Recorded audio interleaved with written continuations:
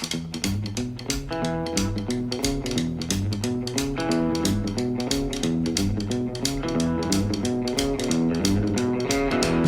know, the thing constantly comes back, and it really has to do. It has to do with a couple things. You know, the global popularity of cars and Overhaulin and Chip Foose. Who's got brand equity? That damn thing Overhaulin won't go away. It's just like it's like herpes. Like, what the hell? It keeps on coming back.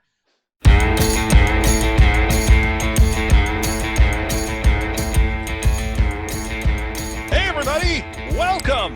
It's time for another Talking About Cars podcast. That's right. That's where everybody has a car story.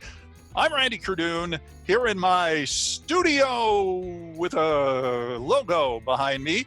And right there, yes, the man, the legend, Hot Rod Bob Beck, looking like he just walked into a fancy dancy studio. Did you get to use all the money that we have for production and put it in all production? Studio? I bought the studio. I'm sitting in it right now. It's amazing. It's huge. You should see the crew we have to set it up and the lighting technicians. You have a crew. We have a crew. Yes. I see. Yes. Okay. Well, I'm not going to feel bad unless you tell me you have like a food service craft table. Oh, yeah, they're downstairs. Downstairs? Well, yeah, this is the Palatial Towers. Come on.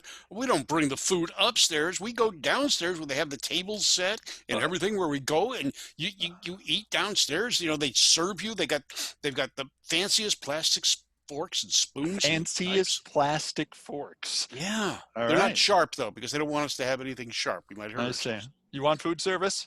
Mm-hmm. This is my food service. Okay. Ah, okay. Bon appetit. Bon appetit. That actually is me holding a cup of tea.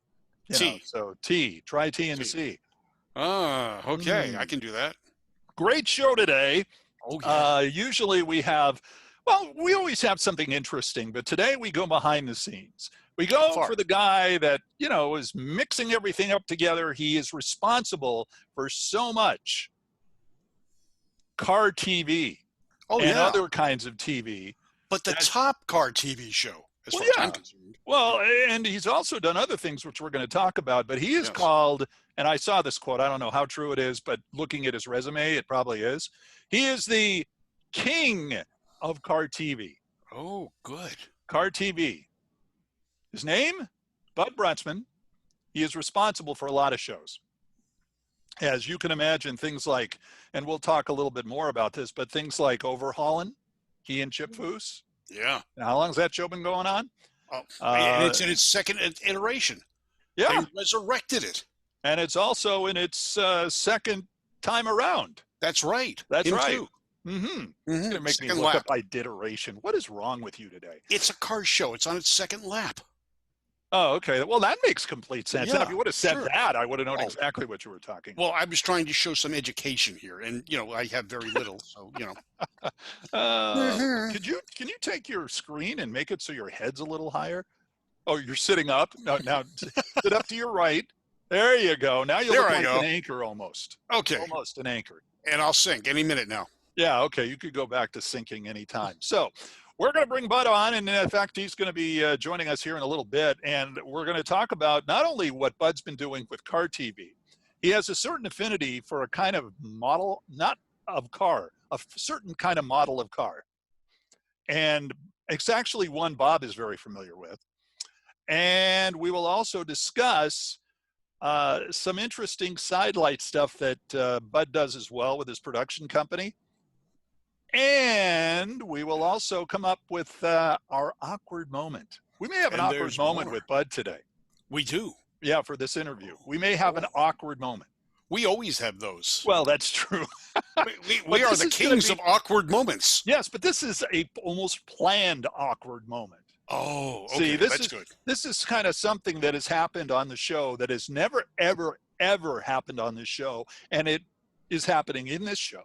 Talking about cars in this episode.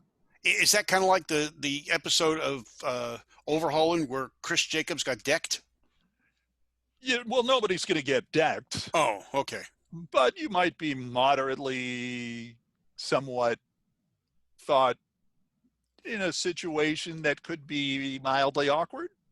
Well, that's the story of my life. Well, there you go. See? So it's just going to fit right in. This is going to be a Good. great show. I So all know. we have to do is bring the man of the hour, Bud Brutsman, on the show. That'd be great. Bud, Now, are you ready? I don't know if I want to do the fanfare again through my nose. That seems to be not classy enough for a guy of Bud's stature. No, now can you make your armpits sing enough? Okay, ready? Yeah. It's not working. Did you just hear that? No. Okay, What? good. I just thought I heard something. All right, that's it. Well, Okay. let's go ahead and interview. Let's bring on Bud. Oh, let's All right, do it Bud. anyway. Ready? I'm ready.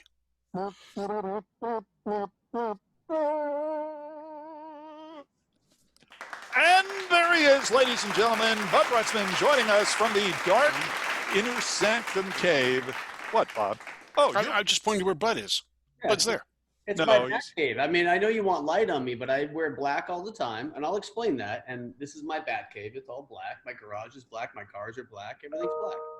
all right. Well, this is something we didn't know about Bud Brutsman right off the top of the show, which His favorite color is lack of color. See, now we are an educational program. I wasn't Yes. sure we were going It's there, the but absence of color. all right. Absence of color, no color at all. So Bud is joining us from his bat cave. And I'll tell you what, first off, you're a production guy. You know a lot about production here with my 1950s backdrop. And now Bob with his fancy dancy newsroom backdrop. Yeah, yours is kind of green screen cutout. What is Bob? Oh yeah, he's got his little back there. Yeah, no, I have a cool little poster, and I do have a cool little light spike happening here, which I You kinda do? like. Noticing. Yeah, there's like a star filter on my computer. Great. There you go. Yeah, I like that. I do too. That's kind of a cool thing. And by the way, you get that with no extra cost here on the Talking About Cars podcast. All right, let's get into it here. And we're talking, of course, right off the top, we're going to talk about cars. And first, we have to know where it all started for you, Bud. I mean, was there a family member that got you involved with cars? What do you remember that kind of made cars right off the top something interesting to you? Well, I have a lot of answers to that. I mean, I luckily grew up in the 70s and the 80s, right? And so for any of us who grew up in that era, right, you have all these muscle cars just laying around for $200 or $300, right? So my dad had 69 Mustangs, 70 Mustangs. There's a fastback over there because they're just junk cars. They're 20-year-old cars and nobody cares, right? Just sitting there. Mm-hmm. You could pick them up for nothing. So he was always collecting muscle cars. My brother was in shop class. I have far surpassed them as far as, the jackasshood of my car collections. But my brother was always working on cars in shop class, and my dad would race late models at a local speedway. And so, cars, I just think it was the right timing, right? Because I grew up in these muscle cars are out there. The movies are really cool, and you could watch them on TV. And then all of a sudden, you see one, and there's a 68 Shelby, and there's a really cool car there, and that's a Challenger. And like, I was never the slug bug kind of guy, even though I did like punching my brother, but it was really more like, I think we played, if I remember correctly, driving cross country, whatever, you remember you played dibs or whatever, and you see a cool muscle car, and you mentally, I do it for real now, but you mentally just collect them, like, oh, that's my car, I want that car. Mm-hmm. And you mentally collect them. So I was always attracted to them. And you got to know that 69, 70, 70, 71, in my opinion, is just kind of the heyday of design and muscle and everything. Those years, we're still lucky to have that year, that 4 or 5 years where the pony cars were just amazing. After 71, they all dropped off and became shitty. But I mean, most of, not all. Late 70s, I agree. Late 70s going into the 80s, it kind of took a, big dive. I say mid 70s. You can try to point out a 74 car to me that's really bitching, and I'll argue with you. Yeah, it started getting really bad about 74 because everybody started. It was basically like the blowfish, that everything started getting bigger. And then in 77, they decided, let's just shrink it a little bit where it's respectable again. And by 80, it was back to being huge. I don't know what the car industry does that for. Well, you were fighting the emissions and the crash safety standards. Well, you're also finding the gas shortage. I mean, I know in 73, Ford made a massive overcorrection. And I have seen some Mustang 2s, 73, 74, 75 Mustang 2s that are pretty cool. I mean, they were more design elements and graphic elements, and they're little, kind of a glorified Pinto. But lately I have seen a couple of those get, dredged out and kind of look at. You're like, okay, I've seen a couple of cool Pro Touring Mustang 2s out there, but there's not that many. Even the 71 Mustang, you're like, scratch your head. There's a cool, like a Boss 429 71 that I've seen, but really for me, 70 was the last year. Mm-hmm. You look at 70 Mustang was like, holy crap. And then just get kind of bigger and longer with 70, 71, 72, 73, and then just shit the bed at 74. Well, go ahead, Bob. Well, no, they went to the net standard on horsepower. So the horsepower is reduced significantly. The emission standards, the catalytic converters, the crash bumpers, the side door guard beams, and everything seemed to be against the muscle car or the pony car at the time. And the other thing too is a lot of people don't refer to them as pony cars. It's just people in our age group that do. Everyone else says they're muscle cars, and they really weren't. They were pony cars. Yeah, the pony car wars were real, obviously, and a lot of it was Iacocca and Shelby, and there were some late comers to it. But yeah, it was definitely the pony car wars for sure. I'm getting a Mustang vibe here. Are you kind of a Mustang guy? I have a bunch of them. I do. I definitely have a bunch of them. Yeah, I definitely. Yeah, I'm not a Mopar guy. I'm a little too cool for that, but I'm definitely a Mustang guy. I have a lot of them. A little too cool for that. Ooh. He's talking to two Mopar guys and saying, "Yeah." Wait a minute. Have you guys met yourselves? Wait a minute. I have a lot of friends of mine that are Mopar guys. You guys are strange. Okay. We are very strange. No question about that. Well, yeah. Wait a minute. You're also a Ford guy, Bob. You're also a pretty big Ford guy. I'm bilingual when it comes to cars. I have Fords, Mopars, and I'm getting a Brazilian car next week. What is it that's so weird about Mopar guys? Oh boy, I'm not going to gain a lot of fans. I don't know, dude. You guys got to tell me. I've known some really hardcore Mopar guys. Chris Jacobs, who's the host of one of our shows. That's right. Hardcore Mopar guy. He's a friend of yours, but he's a hardcore. He's not as weird as some of them, but yeah, most of the Mopar guys are definitely, they're definitely strange. No matter what. And it's a definite religion that they have over. I mean, I have another friend, Kenny Wayne Shepherd's a friend of mine, and he's definitely a Mopar guy. If you look at graveyard cars, those guys are weird. I don't know. Just the Mopar things is very strange. Yeah, I'll give you that about Mark. Yeah, that's a little. He's a little out there, but he's in Oregon, for heaven's sakes, right? Well, that's another problem altogether. Yeah, well, see, that's something completely different. All right, what was your first car? 69 Mach 1 fastback. Oh, nice. Yeah. Nice. Now, how'd you get that? My dad bought. I have a gigantic story on that, and it's kind of like a really stupid, gigantic full circle. So, but that's why I'm here. Give us the really gigantic story. Oh no, it's so long. I'm trying to. I'll shorten a little bit. So, I was a bit. I know this is gonna be hard for you to believe, right? Especially all the Mopar guys are gonna not believe this, but I was kind of a mouthy kid, right? Kind of cocky and mouthy, and shocking. I can't believe it. Yeah, it's hard to believe. It should be. So I was got in a lot of trouble, got in a lot of fights, talked a lot of shit, did my thing. I kind of understood who I was very early on, so I'm still the same way. So it's kind of great. Anyhow, so my and back then you don't know what you don't know, and my dad kind of wanted to connect with me in some way. So he bought this 1969 mint green Mach 1 Mustang. No motor, no suspension. The interior was kind of there, and it was hit by a fucking train. I promise you, it was hit by a train. Like the side of the car was like literally, I don't know. It was like a monocoque, right? It's like with one seat in the middle. It was smashed to death. Dirty Mary, Crazy Larry. I remember that movie. Yeah.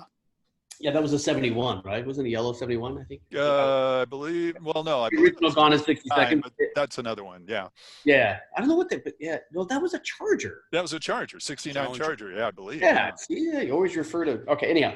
So this car was bashed to shit. And my poor dad, I think I would probably bury my son if he abused me like this. But my dad's like, hey, I bought you this cool car. And I remember looking out and this is written in a book that Matt Stone did. So I remember looking out the den window, and I see the DAC taillights, right? And I'm still, we're all kind of in that thing. I see the taillights. I know exactly what it is. 69 Mustang. Holy crap. I got my first car. This is amazing. So I run out there to the field where he had it, he drug it, he bought it someplace and had it drug over to the field. And I round around the passenger side, and I just see I don't know. It looked like James Dean car. It was all just hammered. And I'm like, I look at him like, what are we going to do with this? Are you kidding me? I got 3.5 months to get a car. I gotta go chase girls, and I got parties to go to. Like, this is a unibody. You understand that, Dad? This is a unibody, right? There's no Dynacorn. There's no year one's not around. Like, I'm not buying parts for this. My dad will hook a chain up to the kind of the rocker and start pulling it with a truck. I'm like, this is gonna take forever, and it's just gonna be destroyed. Like, I'm not spending 6 months of my life with you and Bondo and a bunch of no way. And this is in the 80s. So it's not like now you can rebody a car pretty easy. It's like, oh, this is cool. I can get a fender and get a roof, and you could replace every single panel in the car. That wasn't going on in the 80s. It was like, yeah, it was seriously, grab an oak tree and a come along and try to pull all the dents out of this thing. So needless to say, I didn't really appreciate that car that much, and I was like, no way. I'm going to go buy me a $200 piece of shit, and I'll drive it around town and chase people and just act cool, because I can't drive that for another year and a half. So anyhow, it sat. That car sat for a long, long time, probably 25 years. No, maybe not that long. Maybe it was less. It probably sat for another 20 years, probably. And then. Yeah, and it sat for probably 20 years until I did befriend my friends at year one, and we ended up taking that car and rebuilding it, and it's sitting in my garage, and it's a pretty famous car that year one built. It's called Blackened, and we did everything that I was supposed to do back then. But the difference is, I had money, right? I had a little bit of cash, a little bit of success, and we also have all the know-how now and all the parts, and we dropped a 4.6 mod motor in it with 600 horsepower. It's got a 4-link in it. It's got coilovers. This thing's ridiculous. It's a very sweet car, and that was my first car. Now, to make a long story longer, go ahead. We got time. Yeah, make a long story much longer, much longer. Now, here's a quiz for Bob. So, Bob, what color was the car my dad originally bought me? Was it the grabber green or the what do they call it, lime green? Yeah, I don't think it was lime green. Hold on. I don't think it was lime green. Grabber green. I'm impressed you knew grabber green. Oh, me a grabber guy. Come on. Well, there's grabber blue and that's grabber true. You green. had a Maverick at one time, so that could be, That explains a lot. Yep. Hey, it was a pretty famous little grabber Maverick, too. I'll do this for you. Okay, see the original car, right? So, and it is hammered, but, that's the car, and you see the stripe, and right, so, and there's an old 34 pickup behind it, but yeah, that's the original car. I had an opportunity about 2 months ago. There was a extremely famous family of actors who just moved back to Australia, which I don't want to tell you who it is. It doesn't matter. It's not that important. Their house burned down in the Malibu fire. The COVID hit, and they ended up just going back to they ended up just going back to Australia, and they live there now. So I have a friend of mine who was doing selling their house and caretaking their house, and said, "Hey, do you want to buy this guy's Mustang? He doesn't want anymore." And I said, "No, I don't need another Mustang." And he goes, "There's a 68 Mustang. Just come look at it." So I went and looked at it. I'm like, first of all, it's not a 68. It's a 69. It's a Mach 1. And it's pretty spectacular. So what I ended up, I'm going to do this again for Bob, because I know, hold on, Bob's slow. So here, okay, so Bob. See, Bob? Okay, yeah. Okay, you got that? Got it. Randy, you see it? You're good? Yeah, I got it. Okay, so that's the car my dad bought me when I was 15. And that's the car that I bought 2 weeks ago. Beautiful. It's the same exact car. So I sent it to my dad. I'm like, "Hey, Dad, look, I think remember the car you bought when I was 15? I think I just bought it again." My. And it's not black, which is the only, but it's a fun little runner. I mean, it's a cool little car. It's a fun little runner. It's a fully restored Mach 1. I did an actor a favor, and I got the car from him, and now he doesn't have to worry about it. Yeah. And so just to be correct, that's not the car, but it's one that looks exactly like that car. No, that's not the car. No. Okay, all right. I happened to get it, and I'm like, and I didn't even think about it till afterwards. Like, this is the exact car my dad bought me 35 years ago, or however long it was ago. He's like, "You bought me this exact same car, the color, 351 Mach, same orange stripe down there, or reflected straight down like, yeah, it's an interesting how life works that way. And then I got it, and I took my son out for a ride, and it's a beautiful little runner. It's kind of cool. So how many Mustangs do you have? Should we take a commercial break? No, what? Go ahead. I think I only got like 4 or 5. I don't have that many. I think 4 or 5. 4 or 5. 4 or 5. Yeah. Yeah, just 4 or 5. Yeah. Which brings to mind the next question. How many cars right now are in the Brutsman garage? Roughly. Give or take. Not roughly. 1, 2, 3, 4. He can see them right from where he's at. That's a great 7. I think there's 7 in here in my office now. Yeah, I have 7 here. Well, that doesn't mean that's all you have, but it's 7. No, there's one. I have a 70 Mustang in process right now. We just dropped a Coyote in it with a I used to say Tremec, a Tremec 6-speed. Tremec's not around anymore, so it's definitely a 6-speed car. My friends at Gateway Mustang are building it. My dad's building a 65, and I have a Bullet recreation over at my dad's house too. That I had the guys at Gateway, and I think he put a 347 stroker in it. So yeah, I have 5. Must have. Everybody seems to want that. What did you think about the Mustang, the original Mustang from Bullet, going for all that money? Was it 3.4? 3.2 or something like that? 3.4 million? Yeah, I thought that was kind of low. I mean, I was probably one of the first person to see it. I saw both of them. There's actually 2, 558 and 559. Early on, 559, which was the stunt vehicle. I was in the middle of doing this thing with Chad McQueen and Steve's ex-wife Nell, and I was doing something with Ford, and then I started hunting down these cars. I ended up finding. I didn't personally find it, but I found some people who found the 559 car. That whole story you guys were very familiar with, about in a junkyard in Mexico, and you scratch your head at that, because I've been to Mexico 1,000 times. They're like, "Oh yeah, I found this in New Mexico." I'm like, and the guys, allegedly the story, I talked to both of them. I have photos of it. They bought this thing at a junkyard in Mexico, and it's been molested to all hell. It was white, it was blue, it was all molested, but it had some really funky stuff on it. Meaning that it had some vents from the trunk back out in there, and it had some for cabling and for lighting and all this other stuff.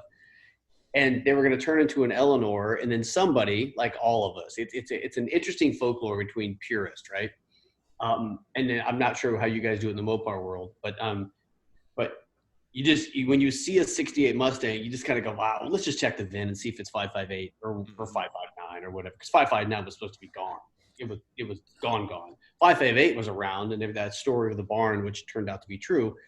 It was supposed to be Tennessee, but it wasn't. But the whole story about 558, which is the A car for Bullet, was around for many years. But you always kind of wonder, let me just check and see if it's like the Bullet car in disguise. And these guys checked it and said, wait a minute, this is 559. This car's supposed to be gone. And the guys from Warner Bros. Are supposed to, crush it and get rid of it, and basically just took it across the border and sold it, and now popped up, and here it is. I mean, then there's some controversy wrapped around that car because they're trying to restore it.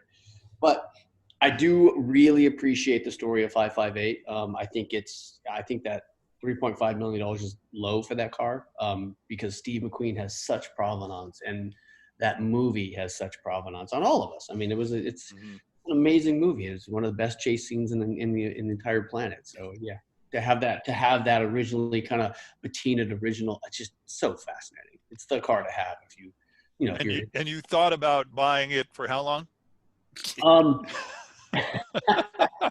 Just a little bit, maybe. No. Part of you kind of was thinking about it. No, not really. I'm not Ralph Lauren yet. I'm working on it, but I'm not dropping $2.5 million on a car just yet. Okay. But if I was, it would be something like that. Stupid.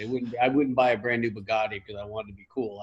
I'd buy some car with some movie provenance or something that Steve McQueen sat in at one time. Mm-hmm. Okay. Yeah. Very good. We got to see the car when it was on tour before he had decided to put it through the auction. They brought it to the Grand National Roadster Show in L.A. And he had it on display right in front of the stage when they're doing the trophy presentations. And it's an impressive car to see just for the provenance like you're talking about. Other than that, it's okay. It's a neat car. It's got some great history. Oh, it does. I'm into movie cars. We can talk about that in a minute, but I like movie cars. Where's the Charger at? Did that really get blown up? Did you find pieces of the Charger, Randy? That's a good question. I never explored that. Yeah. That's a good question. How many Cool. chargers actually got blown up, and did any survivors stick around long enough to get destroyed by Dukes of Hazzard. Dukes of Hazzard? Interesting. Are there any chargers left anymore? There was a guy who was a comedian who I knew who came to me, and he knows Jay Leno, and he came to me and he said, "Look, I'm going to show this to Jay, but I want you to look at it, and what do you think I could get for it?" And basically, it was a green 68 base charger, not a lot of extra stuff on it. And I said, you're going to sell it. Just make sure whoever you sell it to wants to fix it and doesn't want to paint it orange and drive it off a mountainside, and put a horn on it that, is a Roadrunner horn on it. So it's like, okay, that could be a little scary, but I'm wondering what happened to that car, because it seems all these chargers have disappeared and now they're crumpled metal that used to be in a movie or in a TV show. So, well, I don't know. That's a good question, though. I had to find out about that. Yeah, no, I'll probably go on a search. I actually did. I had a whole thing about searching Bullet. I was going to try to find the 558 and 559 car. And in the process of doing my research, and that's what we were talking about, I ended up stumbling on both of them. Like literally that January, I think it was that January, I saw the 559 car pop out of the thing. I'm like, okay, great. I got the great part of the story. And if 558 could just pop out, and it popped out. I was talking to the Ford, I was talking to the family, and like, it's coming out. Like, this is already happening. My I think it's Chad's niece was involved with the launching it. How did you get into television production? I mean, there are a lot of shows that you've done, and really of the car shows, and we've talked about it before we brought you on. Overhauling, obviously, is the one everybody knows you from. But Rides with Jason Priestley back in the day, the car show there, Hot Rod TV, there's just a whole bunch of them. But before that, you were doing other shows and all sorts of different ones, like, let's see, there were all sorts of interesting ones about femme fatales and also Elvis documentary with his first fiance, all this. How did you get into television production? How did you get steered into that? Well, to understand the lack of quality in my early part of my resume, you have to know, right? You have to know that I was producing. I was primarily. It's very funny. Like I was primarily producing for home video, right? So at the time that I started, early '90s, home video was prevalent, and anytime you could do any kind of documentary, and it could be an add-on. I did a Titanic documentary. I did. And unfortunately, at the time too, I was doing Red Skelton documentaries. Anybody died, boom. 2 months later, I'd come out with a documentary. I'd cobble together some footage on Bob Hope and. So we were, that was again, the lack of quality in my early part of my resume was really dictated by the client. You guys are the clients, right? So the clients are like, you guys buy this crap at the home video store. So like I would produce it. VHS, yeah. Yeah, no, it was all VHS and then went to, DVD. But, and then I would take a lot of my shows internationally, and how I really kind of started my TV business is I would cut my deals with, Best Buy, Musicland, and Tower Records, and all those back in the day. I'm like, I'll give you the U.S. home video rights, but I'm going to take the foreign television rights. And I would produce for U.S. home video, and we'd sell hundreds of thousands of copies.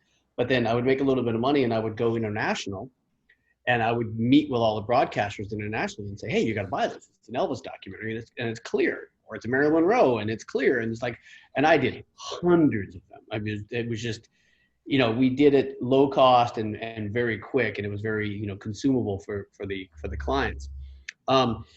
And then really as a part of my evolution, you go from home video, you definitely want to be in television. You don't want to sit in the directs of home video for the rest of your life, right? Just do direct to DVD or direct to videotape or direct to Blockbuster seems like a crappy existence at that point in my life.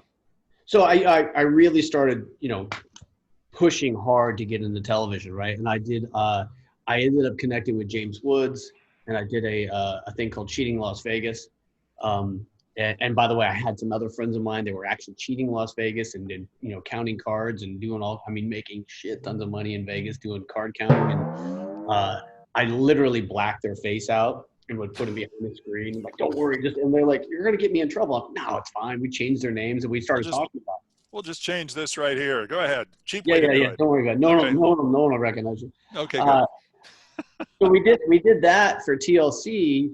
And then The honest answer is it was kind of a confluence of a bunch of ideas, and that's how things happen. People want to call it luck, but it's really just I was pitching some automotive programming to TLC, and TLC ended up getting kind of a mandate from John Hendricks at the time, who's the founder.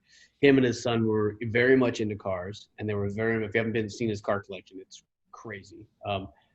They were very much into cars, and John was he's a consummate entrepreneur and a leader, and he wanted to start this thing called Turbo, right, which is around the world, turbos around the world, which kind of was the precursor to Velocity, and so again, the confluence of many, many things, again, call that luck, but was TLC was trying to figure out how do they do like a Motor Tuesday. Now it's Motor Monday, but they were trying to figure it out on Tuesday night. They were going to do some motor programs. And I ended up pitching them rides. I'm like, hey, I want to do this anthology. Technically, nobody knows this. Technically, it's just so I could go do fun shit. Like I want someone to pay for me to go to Bonneville. Like I've kind of kept that my whole life. I don't do anything cool unless someone else pays for it. Like you want to, yeah, you want me to, you want me to go racing? All right, let's go racing. But I would go to Bonneville and Sebring, and we would do, you name it in the automotive world. All I had to do, and because, I'm not a purist of any type, and I'm just kind of adventure kind of guy, it worked. Like, do you want to go with Corvettes to watch them race Sebring? That sounds badass. Okay, I remember even like for other seasons, we're going to go to Le Mans with the Ford team. Let's go race the Baja 1000 with this team over here. Like, oh, that sounds great. Okay, let's make that. I can make an automotive story out of that because there's always logistics and engineering and fabrication and last minute crazy shit and wrecks and wins and, all the storytelling that car guys like. So Rides was, I can say this now because it's been a while, but Rides was just a play toy for me. Do I want to go hang out with Roy Brizio? Do I want to go on the search and find Vic Edelbrock's original 32 Roadster? Yeah, we did. We found it. I mean, we restored it and put it on the show. And I mean, we did so much. We did this original deal. I never cared. We did original where we were doing life-size versions of Hot Wheels. I mean, I went to Hot Wheels came to us and said, well, hey, we want to design this thing called the Diora. And I had Chip was on our side at that time. He designed it and we got a Cadillac and cut it apart. It's like, you would make everything. I worked with Carroll Shelby for a year and a half building the prototype Cobra. Every day for a year and a half. It was just Carol and I and Richard Hudding and some other people here in Valencia, California, where their old design studio used to be. Their design studio was in Valencia. It's where the 05 Mustang was built, and it's also where the Cobra was built. And I don't think Platunia, which turned out to be the Ford GT, the 2005 Ford GT, I don't think it was designed and built there. But yeah, the rebirth of that Cobra, the Shelby Cobra, was here in Valencia, and we'd go there every single day and work with them. It was crazy, but it was really just a fun thing for me. That's great to be part of that and making your passion and your desires into a documentary, so to speak. I mean, you got to do what you wanted to do, learn what you wanted to learn, and someone else paid for your education. Well, yeah, it's kind of like the Anthony Bourdain style, except for I wasn't on camera drinking vodka and talking shit. I was behind the camera, drinking beer and talking shit. But it was like, hey, I want to go there. I mean, and I think if you do things from a purist, from a real point of view, it resonates with people. You're like, hell yeah, I want to go see that collection. I want to go. Like Jay Leno and I it's funny, something popped on my Facebook the other day, but like, oh God, I got yelled at so bad. I got yelled at and got screamed at so bad for that. I can tell you the story. So Jay got, I think it was 2005. It must have been. Yeah, it was 2005. He just got that Carrera GT Porsche. I'll tell you the story because he's out of contract now. But he got the Carrera GT Porsche. Okay. And he wanted to go with Mark Donahue, probably David Donahue, not Mark, because Mark was dead. David Donahue, Mark Donahue's son. Make it difficult. Yeah, go ahead. Yeah, but Jay's amazing. He can conjure up some spirits and go fast. That's true. And I think they were going to try to set the world record for closed course production vehicle at the time, right? And then I had to. Oh no, she's going to hate me if she hears this. So I had to lie, which I did. To Jay's production assistant or production manager at the Tonight Show and tell her that Jay and I are, we're going to go to Talladega. We're going to drive some go-karts, nothing dangerous. We're going to film some stuff outside. Anyhow, and she got so pissed at me. Anyhow, so I lied to NBC and told them I'm taking their all-star host and we're just going to go go-kart racing at Talladega. Literally, that was the lie. Like, although, and those two things don't even match. Like, you have to be some dumbass who lives in Burbank to believe that we're gonna go go-kart racing at Talladega, right? If you believe that, you kind of deserve it. Fuck you. You're on a different level of dumbness. Okay, good. Go-kart racing Talladega. That sounds very fun. Just be safe. Okay, great. So we go, and I remember this very clearly. And David Donahue was testing that Carrera GT's fast as hell. And Jay was, and I remember it so clearly, Jay was doing about 168, 169, right, in that car. Of course. And there's a model of it. Yeah, he was flying. And then so he was doing these time laps, and he made a mistake, right, which he won't make ever again, by the way, because I think he's still incontinent for that. He soiled himself. I remember extremely clear, because I remember what he said and what they said to him afterwards. Like, he crossed the finish line at like 168, and he just fully left off the throttle. And then the car started to spin. And I remember sitting on the pit wall at Talladega, and it's got a 33-degree bank on it. And then as you go around the corner, you kind of lose sight of him. So Jay comes across the corner, and you can hear him lift, and the car just starts to spin, right? And all of a sudden, you're like, holy shit, don't hit anything, don't hit anything. So he didn't come into the pits, and then all of a sudden he spins out of sight. And all we see him is just spinning out of sight, like through the wall. We're like, oh, he's dead. He's dead. So we do what, we can call it whatever you want, the baton death march. You just start running towards the accident, right? And it's so far away on a track where it's stupid because, half the guys on the, not in shape. So they're a quarter mile and they're done. And we're still running. And then Jay, and it's sitting in the shop. You should ask him one day because my name's on it. We all signed it. So Jay just comes up the wrong way on the pit wall and it's like, hi guys. And we're like, you're okay. like, yeah. He goes, I think I hit a cone, but I'm okay. And so then him and David start talking. He's like, hey, I think you lifted like completely off the throttle when you crossed the line at 160, 170 miles an hour. You probably shouldn't do that again. He goes, yeah, I get that.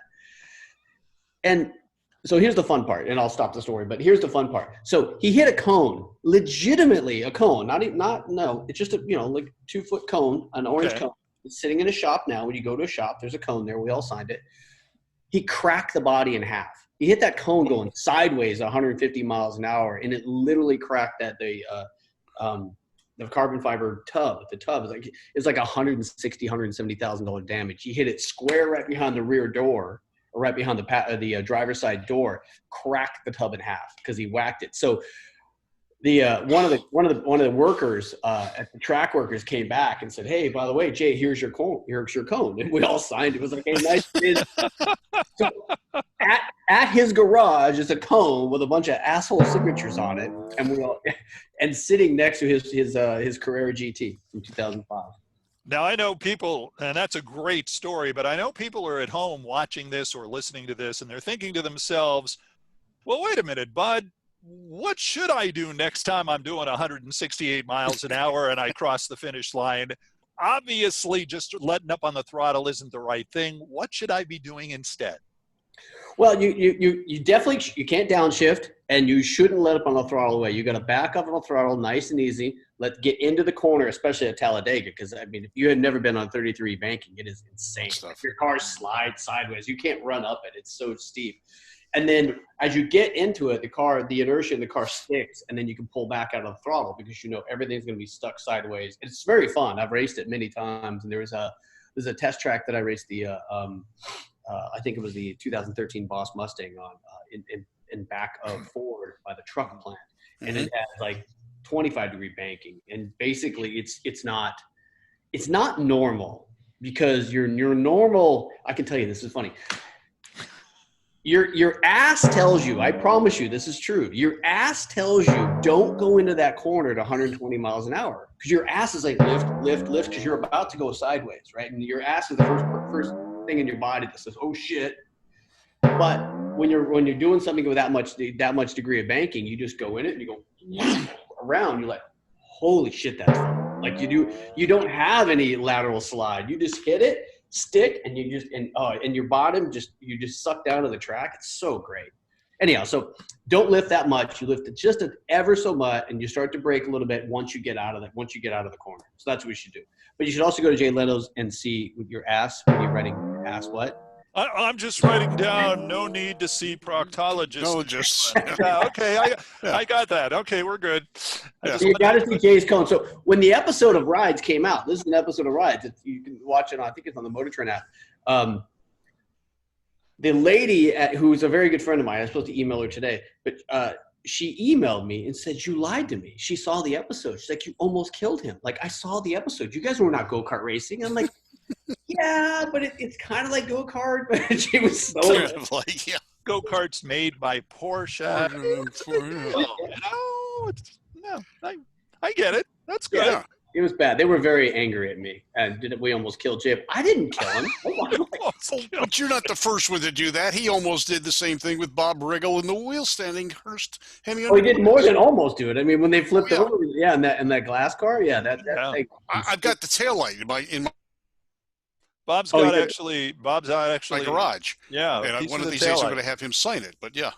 Nice. Yeah, no, I he's, got the PR guy from Irwindale came up to me and said, "You know what this is?" I said, "Well, it's a taillight lens." He says, "It's what's left of the Hurst Hemi under glass, and Jay Leno was in it, but you can't say anything." So I've got it in my garage. nice. Yep. Yes. That was a gnarly, and that had nothing to do with him. He was just, dumb shit with cars. He was just, you got Jay Leno in your car, you want to show off a little bit. That happens. Well, and Jay had his hand out like this. Yeah, had his hand out the window. Which was, at least he got it inside very quick. That could have been awkward. Talking About Cars podcast. I'm Randy. That's Hot Rod Bob. And that is our guest, Bud Brutsman. Hi, guys. Man behind such great shows as Overhaulin and Rides and Hot Rod TV and Dust to Glory, excuse me. And one show I've never heard of, Animal Storm Squad. What is that? Come on, Animal Storm Squad's pretty badass. I mean, there's a bunch of them you probably have heard. So I did the show. I was thinking about you guys remember when Katrina hit? It's very funny. So when Katrina hit, this is like a problem that popped up. Like Brad Pitt and Matthew McConaughey went down there on a boat and they started rescuing animals, right? Because the truth is, when shit hits the fan and people start killing each other for food, their pets aren't necessarily on their mind. So I actually created a show and pitched a show to National Geographic called Animal Storm Squad, where we had a group of storm chasers and they was married with a group of veterinarians, and we would go into and it was a very difficult show to produce because we had to wait for shit to hit the fan. So we would go into fires and floods and really bad places, tornadoes ripped through, and we would rescue all the animals. And it was honestly one of my favorite shows. I was so motivated and it was so much fun to be on the set. We'd go there. It's just complete chaos, right? So they're like, you sign up to be a volunteer, you sign a waiver for the state and and you just drive around your truck and you pick up chihuahuas, you pick up dogs, and we're doing all this stuff and helping cats. And we actually,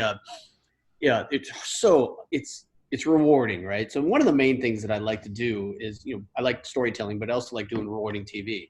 And we ended up picking up this pony, this little tiny Shetland pony one time. That's horsepower, right? So I guess it kind of fits in. Yeah, okay. This pony was picked up and thrown, and it shattered its hip, right? And so, and when you're in the Midwest, doctor's like, oh, well, I got 25 cents in the needle. I'll take care of that problem. They're going to kill the horse, right? That's what you do with, a little $300 pony that's got a shattered hip. You just put it down. And that doesn't technically make good TV, right? So I'm like, nope, we're not putting it down. We're gonna sling this baby, and we picked it up, put it in the back of our Suburban, which I got a bunch of animal jackasses telling me that's a no-no. I was like, well, I'm not gonna let it die on the side of the road, so I'm gonna take it someplace. So we got the horse to the veterinarian, and he's like, no, you don't want to do this, dude. There's X-rays, there's this, and operations and tracks. I'm like, I'll pay for it. Let's just let's film it. Let's pay for it. So we did. And it had a shattered, scapular. The shoulder was completely shattered. Anyhow, so long story short, it turns out that it's perfect stories, right? And it's one you can't really plan for this. You just try to do right a bunch of times, and hopefully you get lucky.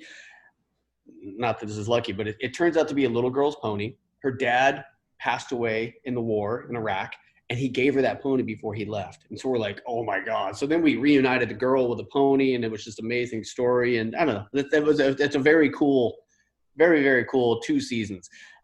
Then Nat Geo kind of figured out it's really hard to produce because they kept calling me like, how many episodes are you going to do this year? I'm like, I don't know. How many disasters are you going to plan? Yeah. Yeah, I exactly. remember a few times I was sitting with my wife and I was like, we were at like some Disney on Ice crap that I don't like. And my son wanted to go or whatever it is. And all of a sudden I'm getting like storm warnings and I'm like, all right, I got to go. And like I'm on like a, fast action, reaction SEAL team. Like, I got to go. We're heading we start making phone calls. And it was literally like, how many structures are hurt? Where's the town at? How many people are down?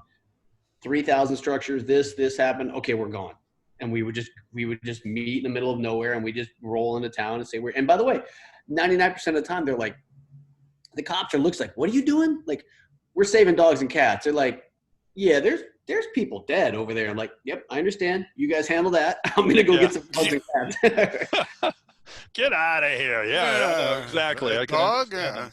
By the way, speaking of, you mentioned your wife, and I have to say our awkward moment here is the fact that never ever on this podcast have I ever done a show with the wife of our guest staring at me. So It happens. on my wall, right over here, there she is. Oh, yeah. Okay. There she is staring at me. This is next month, by the way. I was gonna say, yeah, that's the wrong month because November has. All right, hold on a second. Yeah, it has the Mercury, which is way more sultry than that. But by the time this airs, well, actually, it'll be airing on by the time it gets to YouTube, it'll be in December. But this is this month. Which, yeah. Is this Yeah. better? Yeah. Well, listen, that's not awkward for me. It's got to be awkward for you, but I see that every day. That's awesome. You'd be surprised what's awkward for us. Yeah, exactly. Yeah, well, we figured. We both have that calendar, by the way. But I've been with her when she was signing calendars and sending those out. I was with her when she shot some of the stuff. And some of those, actually, if you, my Mustang is May. If you pull up May. Okay, hold on. If you look at May in that calendar, if you can somehow look past the beautiful girl in front of it. Sorry, can't do that, but I will certainly try. Hold on. May. The awkward moment is Randy flipping through the calendar. Yeah, that basically is the awkward moment. Don't mind me as he looks off camera. Well, we did like a coating on there for drool. So Okay, good. Oh, well, good. Oh my, this At is his age, yes. those things happen. There you go. This is the Mustang. There you go. There that's we go. blackened. Wow. By the way, if you haven't figured this out by now, AJ from Overhaulin is Bud Brutsman's wife. Yeah.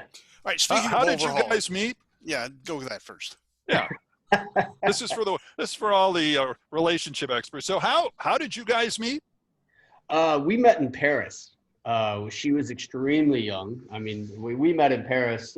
We were both pretty young back then. I was at the Cannes Film Festival. She was modeling in Paris. We met many years before I created Overhaulin. We were technically already married when Overhaulin started. Okay.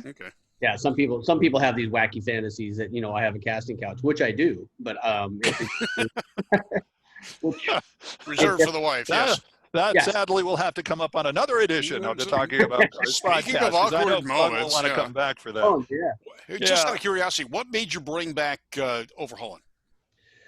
Well, Overhaulin is this awesome thing that just it won't go away. I wish those decisions were up to me. But what happens is, and I get super cocky about it because we've been canceled like 5 times, right? And then and I get all the nasty emails and the FUs, and it's over budget, it's too expensive, no one cares anymore, and we're like, okay, great, and then we just go away for 3 years, and all those executives go away, right? And then they come back and they go. And I remember the first time, like I was in Brazil, not looking at your Puma car, but I was in Brazil. I was doing a search for diamonds or something like that, some crazy shit. Like we're looking for a big red diamond. Super sketchy and super scary. And I got a call and they're like, hey, from the guy from Discovery Channel. I was in the airplane itself. And I'm not going to use their names, but the guy calls me. He was the head of Discovery Channel at the time. And he's like, hey, we're going to launch Velocity. I want to bring back Overhaul. And I'm like, hell yeah, I'll talk. I'm in Brazil right now, but I'll call you next week. So, the thing constantly comes back, and it really has to do, it has to do with a couple things. The global popularity of cars and Overhauling and Chip Foose. And we also did something really early on. We started fan pages and Facebook pages. And when when you're Discovery Channel and you launch Velocity, and this just happened recently, a year and a half ago when we came back from Motor Trend, is they start evaluating their brands, and that's what everybody's doing. Like evaluate, like who's got brand equity. Like that damn thing Overhaulin won't go away. It's like herpes. Like what the hell? It keeps on coming back. And they're like, we got brand equity. They're calling me and they want me to like say no. And like, can you get Chip and Chris and AJ? Yeah, probably. Yeah. And we're in this really good click. And you got to remember, when I said this a couple times earlier, I said it about pets and animals, but it's always about my television. The highlights of my television career is all about doing good things for people. And that's what really Overhaulin was, is connecting people. We happen to use cars as a connective tissue, but really we're telling stories of people. And so to Chip, I know for a fact it never gets old. He digs it. He loves it. He challenges. So they called me when they launched Velocity. They called me when they launched TLC. And then it goes away again, right? And then all of a sudden they're like, hey, we got this Motor Trend app. Do you want to come back for another 2 seasons? Sure. Yeah, we'll come back for another 2 seasons. Who's the executives in charge? Great. It's like, I know there's a couple of guys at Discovery like, oh no, not again. But listen, it works. It works, by the way. And there's nothing better. In automotive television, I'm very incredibly biased, right? There's some good shows out there, but you got to remember that Overhaulin is a very complex hybrid format. It's not just, and people get kind of off on tangents. People are like, oh, it's a barn find show. You find a car and you build it and ta-da, there it is. No, ours is incredibly complex, and that's what keeps it going. There's always pranks in the middle of it. There's always the backstory challenge of Chip trying to, I don't know, rip the car in half in 7 days and glue it back together, and the shit that he does with the car, which is crazy and good. And then you're fascinated because Chip is such an artist. You watch him draw. Their chemistry, those three, Chip, AJ, and Chris, is incredible. And then, sometimes we do some big celebrities, and that catches people's attention and makes people mad too, same time. But it's a complex format, and I think complex formats it was designed that way, and listen, I can't. 16 years, 17 years into it, I'm not going to deny it. It's a badass show. I mean, why would it come back that many times? We did 137 episodes, and it continues. It's about. I got our last episode aired in February. We did with Shaquille O'Neal. We did and that was incredibly terrible and heart wrenching and horrible and all those things. We actually stole that car in December. We started filming it. And then right when we're going to give the car back, Kobe dies. We're like, oh, so we're trying, and he doesn't know, obviously Shaq doesn't know anything about it. So I'm trying to coordinate, like, when's he going to be in LA? He'll be out next week for the funeral. Okay, well, I'm not talking to him then. I'm not going to, it's not like I'm going to call him, hey, come down here and get your car. It's like, so we kind of had to like put that one on ice. And I remember I was in Louisiana with some of the executives. I'm like, what do you want me to do? I'm like, I have this Shaq episode sitting in the can. I don't have the reveal because I got to kind of wait for the right time, because we had to wait for the right time to accuse his best friend of being a car thief and stealing this car and doing the whole thing as the episode goes. But I didn't have the heart to do it that close to, his friend's death. So yeah, it was so we just did it in February. So it's a good 12 months right now before they call me and ask me for more episodes. Well, and then COVID hit. So obviously that's put, certainly not this show, but how has it affected some of the other shows that you were working on? Massive. Yeah, we had, I mean, all of production shut down in the whole entire state. I mean, 3-4 months, 5 months. I mean, I have an international travel show where we go around the world and we build infrastructure for underprivileged people and charities. And that show got completely shut down, and we've kind of had to, maneuver that one back in. And we've done 3 or 4 episodes here in the States. I have a massive show on a little special that I'm doing, 4-part special on Discovery Channel, and that got shut down completely. And we just finished it like a week and a half ago. And that'll be airing in January. Mm-hmm. It'll air in January. But yeah, that one got put on hold for 7 months. It was awful. But that's fine. Strong survive. It happens. Yeah. Yeah, absolutely. Production's back almost to normal, or at least it was until this last week. Yeah, production was back. I wouldn't call it normal, but yeah, it's definitely back. It's different. It's definitely not normal. Everybody running around with masks, and you got to do COVID tests, and you got to follow the regulations and stuff like that. For us, it definitely, there's a lot of people that just gave up, and I never give up on anything. I'm like, okay, that's great. So what do we got to do to move forward? I was pushing Discovery. I was pushing on my other networks. Like, what do we have to do to move forward? I mean, I created instantly, because I felt challenged. Like March, April, I created like a couple series that we instantly did, like a lot of people did. I did a series for Optima batteries called horsepower house calls. And I had AJ just call, because here's the thing. What was amazing for our industry, for car people, is that when are you going to get 7 months to sit in your fucking garage and tinker on your project, right? So the business, like the quiet part about COVID and all this other shit is like the automotive industry is booming. I have friends who are like their hardest thing is they can't keep people in the warehouse shipping parts because all those jackasses are like, well, I got a week and a half. I guess I can switch out the carburetor in my car. It's not going to take much. Usually we have like 2 hours on Saturday, right? And now you're like, well, you have 4 months. They basically do nothing but tinker on your car. So, and I talked to people in shops, and they were cranking. So, I was trying to do my duty, and not only in our industry. I did another series for SEMA, which is called Ready for Battle. But the message was that the business is live, and like I wanted to be positive. Like, yeah, this is unfortunate, but this is how we're doing our time, and a lot of it is based around cars. So there's so much going on, and we unfortunately don't have that much time. But I do want to ask you this: we always ask our guests, everybody has a list of the cars they want, the cars that one day you're going to buy. Give me the top 2 or 3 cars that's on top of the Bud Brutsman list of cars I want someday. Yeah, but if I give you one, the price will probably go up somehow. Not from our audience. Let me tell you. All right, top 2s. I need a triple black 429 Boss Mustang for sure. Okay. That's got to happen. Pretty rare. The triple black tuxedo black was kind of rare. There's also a triple black 69 GTO Judge that I have to get for AJ. A Judge. Yeah, she's a Pontiac girl, right? Which I still allow her to be in the house, but she's a Pontiac girl. Pontiac, yay! Yeah. And she desperately wants. It's kind of weird though, because when we talk about it, I don't think she's actually really ever driven a Pontiac to say that she's a Pontiac girl. So let's not talk about that. She's posed next to a few. I know that. Yeah, because her Pontiac's got an LS3, right? LS3 with Detroit Speed Engineering thing, and she just thinks it's a Mercedes. Like, this is great. It starts all the time, and it turns real great, and it stops real great. I don't think she's ever really. So I want, I can't really fully molest.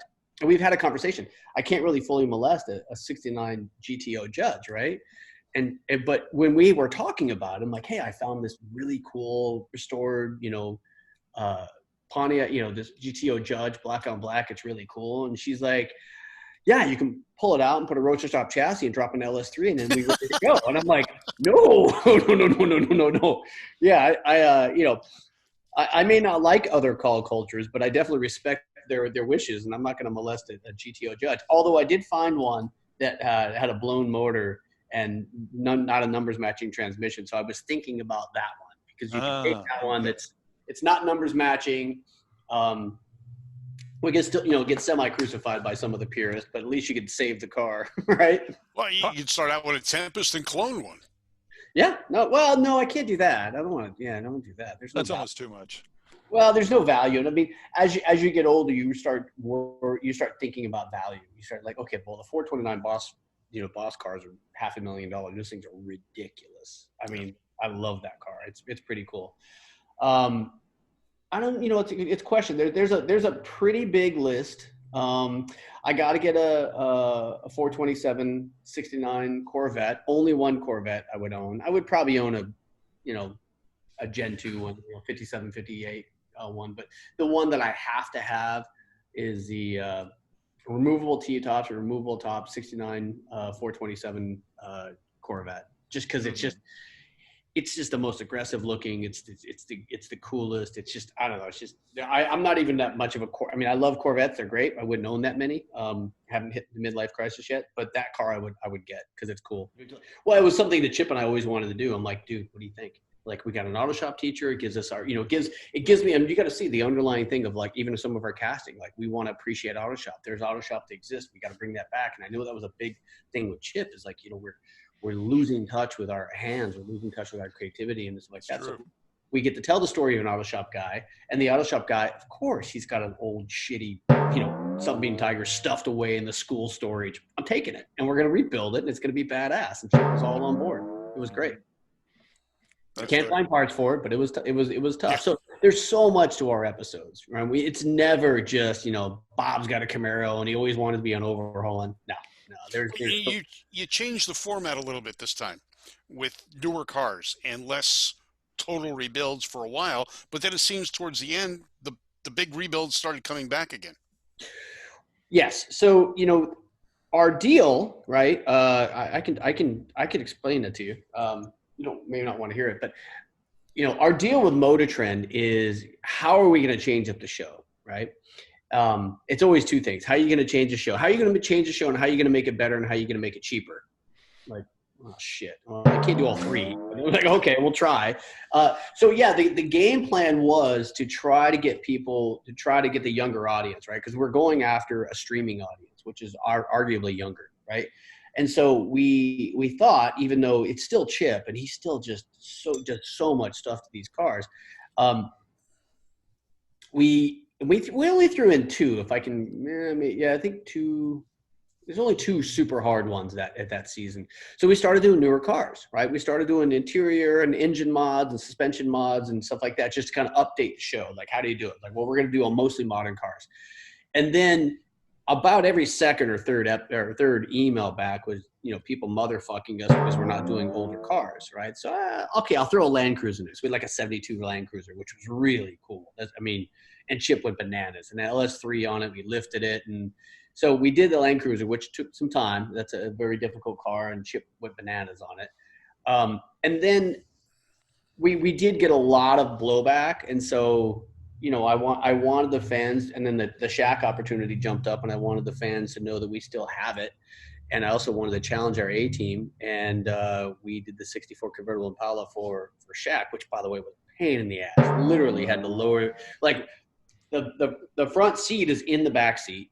We shrunk the back seat by almost a foot and then made it a speaker box, and then put the back of the chair against the seat, and then we lowered the entire driver's side almost by 3.5 inches, because his foot, if you saw the episode, his foot's like, I'm not even joking, his foot's 21, 22 inches tall, and you can't put his foot underneath the dash. Like, we took a shoe and we put it underneath the dash, and like, he hits the speedometer, right? He hit the gas and the speedometer all at the same time. So we had to lower the pedal box, right, and then separate him because his feet are so damn big. Still like a tilt column. We got Jim McIlvain from Optima Jim is his name. He used to play against Shaq, and he's 7'1". I flew him out there kind of as a stunt cock. I need you to stand in for Shaq, and he sat there, and we kind of designed everything around him. Like, where are you going to go? Yeah, Shaq allegedly, and I haven't talked to him for a while, but he says it's his favorite car. He loves it. He loves that car. Very nice. Very nice. Is that the first time you had stunt cock on your show? Oh yeah, first time. It could be. Yeah. You never know. Yeah. Could be it may open up it may open up a whole new venue for us. I can't wait to download this and see what corporate has to say. So it'll be fun. This will be kind of the first time I actually hit the rating thing. What? You're gonna hit the bleep button like an episode of South. Yeah, who knows? Maybe not. Might. It all depends if I come up with enough. It plays well in Europe, let me tell you. Yes, it does. I'm sure in Sweden it'll go over big. Yeah. So, absolutely. Well, when are the new shows coming up? I mean, when will people be able to see some of the new shows? Or what is coming up with you? Yeah, it's hard to talk about. It's big, but I'll talk about it a little bit. So I have a pretty big show called The Fixers, which is on BYU TV, and that's the one that we're traveling around all the time. Like KBYU TV, like the one in Utah. It's not KYBU TV. It's called BYU TV. It's not. It's out of Utah. Absolutely. Okay. So it's the BYU television station. Yeah. Okay.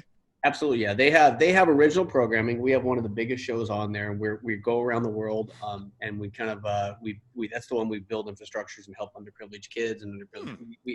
We dug a 275-foot aquifer well for a village in Nicaragua who didn't have fresh water. I mean, they would literally. It probably builds a lot of character when you're 7 or 8 years old and you got to spelunk down a 75-foot well and then drag up a gallon of water so mom could do the dishes. I'm sure that, that probably has some advantages in life.